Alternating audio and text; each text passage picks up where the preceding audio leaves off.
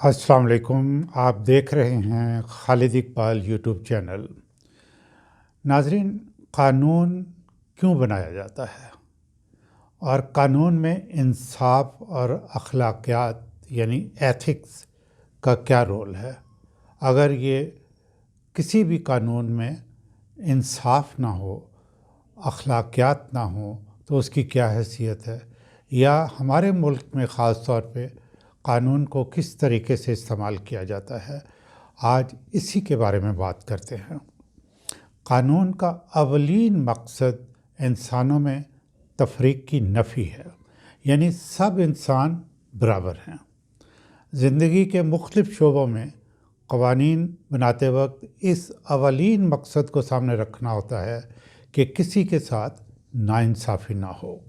ہمارے آئین کے یعنی کانسٹیٹیوشن آف پاکستان کے پری ایمبل میں لکھا ہوا ہے کہ ملک کو چلانے کی اتھارٹی عوام کے پاس ہے، اور اسلام نے جو حدود مقرر کی ہیں اس کے مطابق ملک کے معاملات کو چلایا جائے گا۔ گویا کوئی قانون اسلام کی تعلیمات کے برعکس نہیں ہو سکتا۔ جو بھی قانون بنے گا اس کا مرکزی نقطہ انصاف ہوگا۔ یہی اخلاقیات یا ایتھکس کا بنیادی نقطہ اور مقصد ہے۔ ساری دنیا میں قوانین کی بنیاد اخلاقیات یعنی ایتھکس اور اعلیٰ انسانی قدریں ہی ہوتی ہیں۔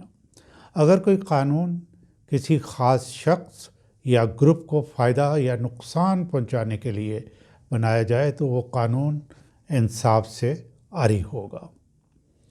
عدالتیں ایسے قوانین کے بارے میں کہہ سکتی ہیں، چونکہ یہ قانون انصاف کے بنیادی تقاضے پورے نہیں کرتا، اس لیے قانون ساز ادارہ یعنی مقننہ اس کو تبدیل کرے۔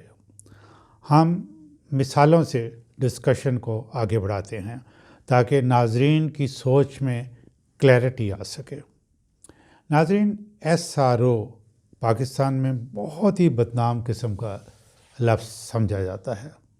اس کا مطلب ہے اسٹیچوٹری ریگولیٹری آرڈرز۔ گورنمنٹ مختلف سیکٹرز میں SRO جاری کرتی رہتی ہے جو کہ اخبارات اور الیکٹرانک میڈیا کی ہیڈ لائنز بنتے رہتے ہیں۔ اس کی مثال میں آپ کے سامنے پیش کرتا ہوں۔ ایک بااثر شخص نے ایک آئٹم امپورٹ کی، جہاز کھلے سمندر میں پہنچا تو اس آئٹم پر جو ٹیکس ڈیوٹی ہے اس میں 50% کمی کر دی جاتی ہے، اور پھر ایسا ہوتا ہے کہ وہ سارا سامان جو ہے وہ گودام میں پہنچ جاتا ہے۔ جب گودام میں سامان پہنچ جاتا ہے تو دوبارہ ایک نیا SRO جاری کیا جاتا ہے کہ جو پہلا SRO جاری کیا گیا تھا وہ وڈرا کر لیا گیا ہے اور ڈیوٹی کی شرح پہلی والی شرح ہی رہے گی، یعنی کہ 50% جو کمی کی ہے وہ ختم کر دی گئی ہے۔ لیکن اس شخص نے جو کہ انفلوئنشل ہے اس نے اپنا سامان 50% ڈیوٹی دے کے اپنے گودام میں پہنچا لیا۔ قانون نے انصاف کا قتل کر دیا۔ آپ دیکھیں، یہ قانون کے ذریعے کیا گیا ہے، لیکن قانون نے انصاف کا قتل کر دیا۔ ایک اور مثال، ایک شخص حکومت کا مخالف ہے، اب اسے جیل میں رکھنا مقصود ہے۔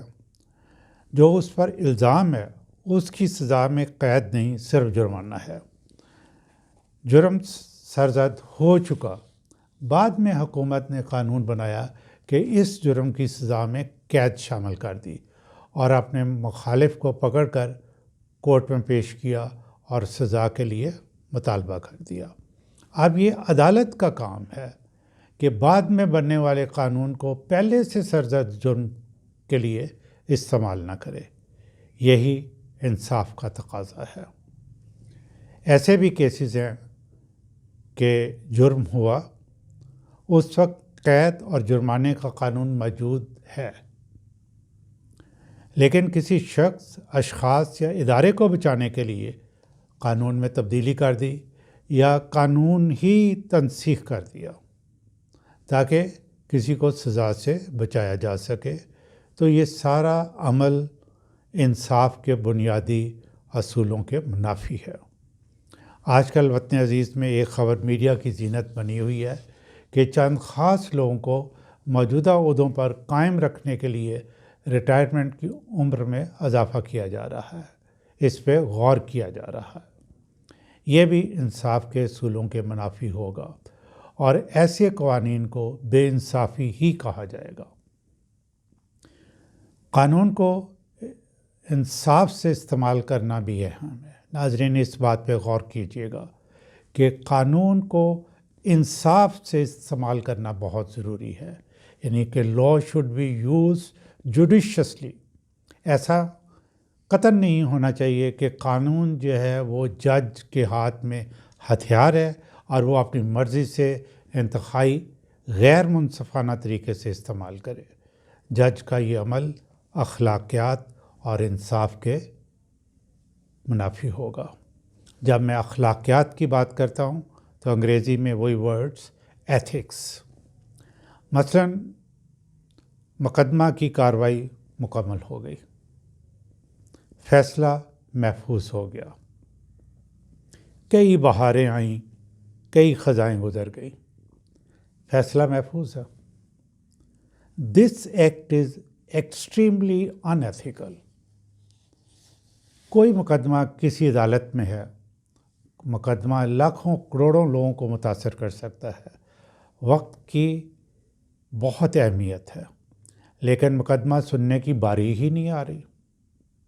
اس طرح ہم WJP world justice project rule of law index جو ہے اس میں تو ہم ہمیشہ باٹم پہ رہیں گے، اور ہماری عدلیہ کی دنیا کے اندر جو کریڈیبلٹی ہے وہ کبھی اسٹیبلش نہیں ہو سکے گی۔ ہم یہاں اپنے ملک کے اندر جو مرضی کرتے رہیں۔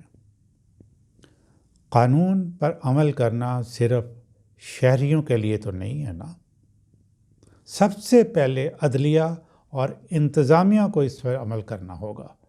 اگر عدلیہ کوئی فیصلہ کرتی ہے اور انتظامیہ اس پر عمل نہیں کرتی تو یہ قانون پر عمل نہ کرنے کے مترادف ہے۔ مثلا ایک شخص نے ایک جرم کیا، عدالت نے قانون کے مطابق اس کے سزا دی، لیکن پولیس اسے جیل میں بند کرنے کے بجائے اس کو آزاد چھوڑا ہوا ہے اور وہ گھوم پھر رہا ہے، تو یہ قانون کے ساتھ ناانصافی ہے۔ ناظرین، یہ جو چند واقعات میں نے آپ کے سامنے رکھے ہیں، یہ اس بات کے شاہد ہیں کہ یہ سارا کچھ ہمارے وطن عزیز میں ہی ہو رہا ہے۔ ایسے میں تو اللہ سے اپنے ملک کی بہتری کے لیے دعا کرتے ہوئے بھی شرم آتی ہے۔ کیوں ہم لوٹ کے انصاف کی طرف نہیں چلے جاتے؟ معاشی طور پر تو ہم بدحال ہیں ہی۔ ہر بچہ تقریباً 3.5 لاکھ، خواہ وہ بچہ 1 گھنٹے کا ہے یا 10 دنوں کا ہے، وہ بھی 3.5 لاکھ کا مقروض ہے۔ کم از کم ہم اپنے بچوں کو اخلاقیات اور انصاف کے بنیادی اصولوں سے تو شناسا کر دیں، تاکہ مستقبل میں امید رکھیں کہ ان کے زمانے کا قانون انصاف اور اخلاقیات سے عاری نہیں ہوگا۔ ناظرین، ذرا سوچیں۔